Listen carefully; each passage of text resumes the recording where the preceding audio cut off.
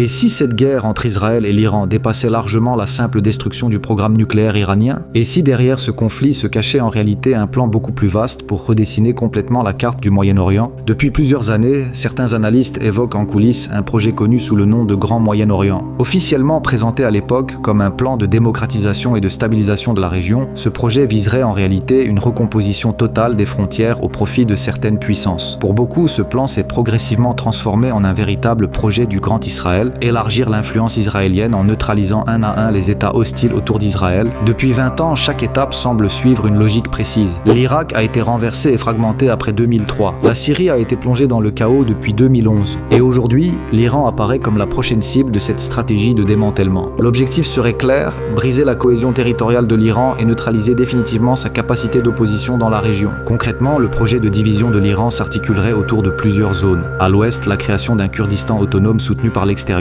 Au sud, un contrôle indirect des réserves pétrolières stratégiques via des entités favorables à l'axe occidental. Et au nord, une possible intégration progressive du Sud-Azerbaïdjan, où vivent plus de 35 millions de Turcs iraniens dans la sphère d'influence de la Turquie. En d'autres termes, une désintégration progressive de l'État iranien pour mieux le contrôler de l'extérieur. Mais au-delà de la carte, c'est surtout l'énergie mondiale qui est au cœur du jeu. Le détroit d'Ormuz, contrôlé en partie par l'Iran, est le passage obligé de près d'un tiers du pétrole mondial. Si ce flux est perturbé, l'impact serait immédiat à l'échelle planétaire. Les prix du pétrole s'envoleraient. La Chine, dépendante de ses importations, serait durement touchée. Et les États-Unis, en verrouillant les routes maritimes avec leur flotte, resteraient les maîtres du jeu énergétique. Ce contrôle stratégique sur le pétrole et le gaz conditionne l'équilibre économique global. Les États-Unis poursuivent 3 priorités constantes dans la région depuis des décennies. Garantir la sécurité et la domination d'Israël. Assurer l'accès libre et continu du pétrole vers l'Occident. Empêcher l'émergence de toute puissance régionale capable de concurrencer Washington et ses alliés. Mais dans ce grand bouleversement, la Turquie pourrait aussi jouer sa propre carte. Avec sa proximité culturelle et ethnique avec les populations turcophones du nord de l'Iran, Ankara pourrait chercher à récupérer une partie de ce Sud-Azerbaïdjan, renforçant ainsi sa démographie, son influence régionale et sa position géopolitique à long terme face au grand bloc en place. Alors, le conflit qu'on observe aujourd'hui pourrait bien être que le prélude à une recomposition radicale du Moyen-Orient. Mais qui, au final, tirera réellement les ficelles de cette immense redistribution des cartes ?